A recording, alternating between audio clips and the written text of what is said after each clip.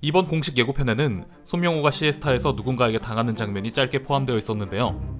이때 손명호를 공격한 여인이 입고 있는 옷을 잘 보면 아래로 갈수록 색이 빠지고 있는 그라데이션 원피스인 걸 알 수 있습니다. 더 글로리의 전체적인 색감은 따뜻한 색인 빨강과 노란색에 포인트를 주고 있습니다.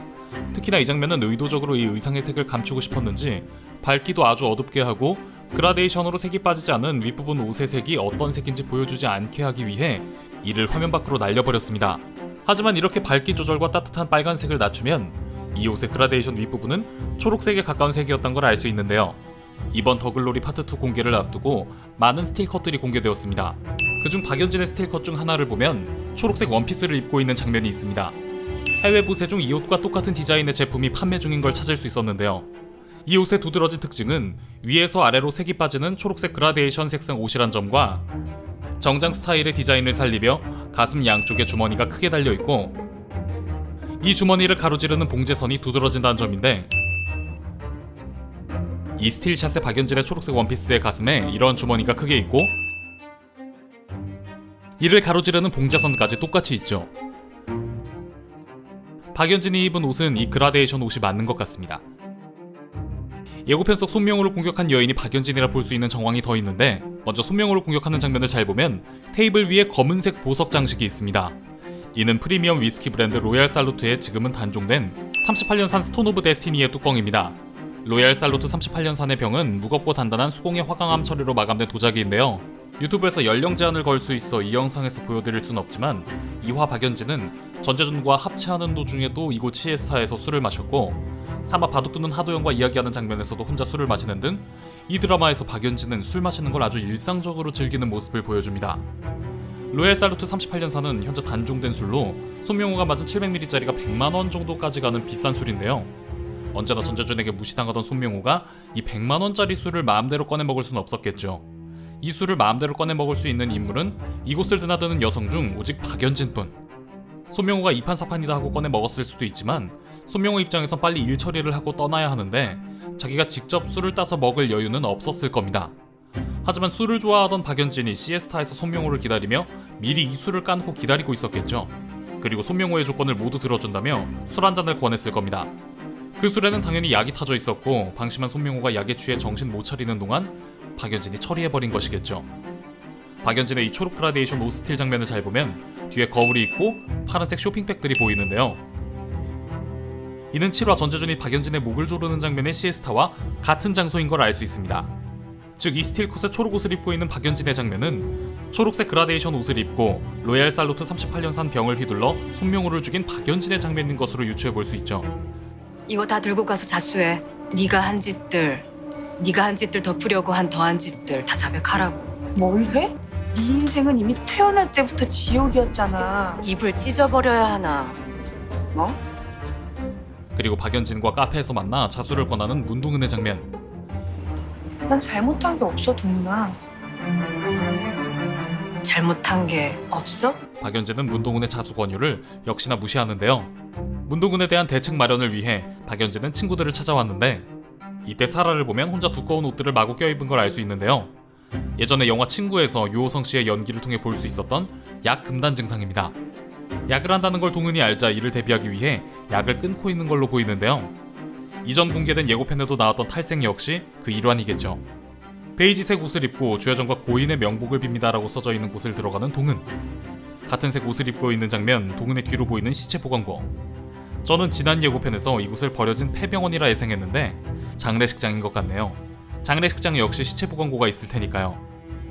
그리고 박연진과 마주한 이 장면, 뒤로 보이는 대형 평수용 에어컨, 벽 한쪽 면을 단체 사진으로 가득 채우는 게시판, 연설대, 스피커, 대형 강당으로 통하는 문. 이를 통해 저는 이 장소가 사라의 아버지가 목사로 있는 교회로 예상하는데요.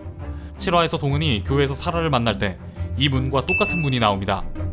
사람들이 이 교회에서 다 같이 앞다투어 사진을 찍고 있는 장면이 있는데, 분노한 사라의 장면도 함께 나오는데 이때도 사진 찍는 플래시가 보입니다. 동은이 사라에 대한 무언가를 사라 아버지의 교회 대형 강당에서 공개해버린 것 같죠. 플래시가 터진다는 건 동영상 촬영이 아닌 사진을 찍고 있다는 것이고, 사라가 동은에게 얘기하는 동안 이 장면에 겨우 플래시 한 방만 새어 들어왔다는 건 교회에서 앞다투어 사진 찍는 사람들이 현재 강당 밖에 서 있는 동은의 앞에 있는 사라를 찍고 있는 게 아니라 강당 안에 있는 무언가를 찍고 있는 것이며, 그것은 아마도 교회 대형 화면을 통해 보여지는 사라에 대한 어떤 기막힌 사진일 것으로 예상됩니다. 아마도 약을 하고 문란하게 생활하는 모습이지 않을까 싶네요. 그렇기에 동은이 이 교회에서 연진과 마주하는 장면은 먼저 사라에게 한 방 먹이고 다음은 네 차례란 걸 연진에게 선전포고하는 장면으로 보입니다. 이때 보면 연진은 주황색과 하얀색 무늬 옷을 입고 있는데 예고편의 다른 장면에선 조금 다른 무늬인 것으로 보이지만 이때와 거의 비슷해 보이는 주황색 무늬 옷을 입은 연진이 동은 엄마에게 돈을 건넵니다. 동은에게 순순히 당하고만 있지 않을 연진이 동은의 엄마를 이용하는 것이겠죠. 원래 검은 머리였던 동은의 엄마는 주황색 옷을 입은 연진이 건넨 돈을 받고 온몸을 명품으로 휘감고는 머리까지 주황색으로 염색하여 나타납니다. 이 주황색은 달궈진 쇠, 열을 은유하는 것으로 보여지는데요. 네, 연진이 동은을 괴롭히기 위해 또다시 든 고데기는 바로 동은의 엄마인 것입니다. 이게 다 얼마인데? 적반하장으로 동은에게 소리 지르는 엄마의 모습. 이때 보면 뒤로 커튼이 보이고 벽에는 무언가 붙였다 뗀 흔적들이 보입니다. 예고편의 다른 장면을 보면 박연진이 다녀간 이후 사진들이 다 떼어져 있는데 동은의 엄마가 동은에게 화내는 장면의 배경과 완전히 똑같죠.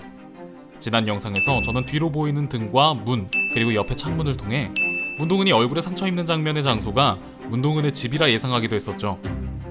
이때 동은은 무언가 없어진 것을 찾는 것처럼 보이는데요. 빨간 앞치마 한 여자요? 엄마요. 이때 보면 다른 사진들은 다 있는데 빨간 앞치마를 한 동은의 엄마의 모습이 보이지 않습니다. 사진까지 따로 해서 붙여놓을 만큼 동은이 엄마에게 상처받은 게 많다는 걸 안 박연진이 이를 가져가 동은 엄마를 이용해야겠다 생각한 것이겠죠. 자, 그렇다면 이 장면이 동은의 집인 건 확실한데 그렇게 생각하면 이상한 점이 있습니다. 왜 동은의 집인데 동은의 엄마는 그 많은 명품들을 이곳에서 바리바리 챙기고 있는 걸까요? 현재 동은이 살고 있는 곳은 세명시. 작중에서도 세명시는 서울과 좀 떨어져 있는 살짝 외진 곳으로 묘사됩니다. 촬영지도 세종시인 걸 봐선 아무래도 세종시를 모티브로 한 것 같죠. 아마도 박연진은 동은을 압박하기 위해 동은의 엄마에게 동은의 집 주소를 알려주어 따로 집을 구하지 말고 그곳으로 들어가 함께 살며 동은을 감시하고 괴롭히라 시켰을 겁니다. 그러니까 이 명품을 챙기고 있는 장면은 동은의 엄마가 바리바리 싸들고 온 명품 짐들을 풀고 있는 장면이겠죠. 내려요, 아줌마. 사람 잘못 보신 것 같은데. 강현남 씨, 연기 그만하고 내리라고. 예고편의 강현남을 박연진이 잡아냈는데 동은의 강현남을 잡고서 동은의 엄마를 자신의 강현남으로 삼아 동은에게 보내버린 것이죠. 그리고 예고편에 아주 짧지만 강렬하게 하예솔이 우는 장면이 있는데요. 이때 예솔이가 입고 있는 옷을 보면 7화에도 나온 적이 있는 축구복인 걸 알 수 있는데 굳이 더 안 나와도 될 축구 장면이 한 번 더 나왔다는 것은 계속 못마땅하게 시비를 걸어오는 전재준과 또한 한 차례 정록세격에 대한 의심이 피어난 하도영에게 딸 하예솔의 축구 장면을 통해 이것이 확신이 되는 계기를 보여주기 위함이 아닌가 싶습니다. 엄마가 알았어? 아빠한텐 비밀이지. 아빠한테는 비밀로 하기로 엄마와 약속했는데 결국 그 약속을 지키지 못해 예솔이가 울음을 터뜨린 것이고 긴 뒷머리의 전재준과 비교되는 댄디한 컷의 아빠 하도영이 그런 예솔이를 토닥이며 달래주는 장면이죠. 매일 별다른 생각 없이 드나들던 명품 가득한 옷방. 그런데 그곳 여기저기를 경악스러운 표정으로 바라보는 하도영. 하도영의 모든 장면을 보면 지금껏 하도영은 무채색의 옷만 입고 있었는데요. 박연진이 사준 옷들 중 단 한 벌도 붉은색과 초록색 계열이 없단 걸 안 것일 테죠. 하도영이 붉은색이나 초록색 옷을 입고 있다면 어떻게 한 번은 예솔이가 아빠가 입은 옷 색깔에 대해 말해야 하는 순간이 올 수도 있으니까요.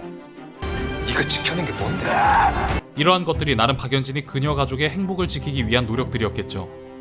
자, 여기까지 더글로리 공식 예고편 및 영화가 좋다 공개본에서 보인 몇 가지 저의 분석이었습니다.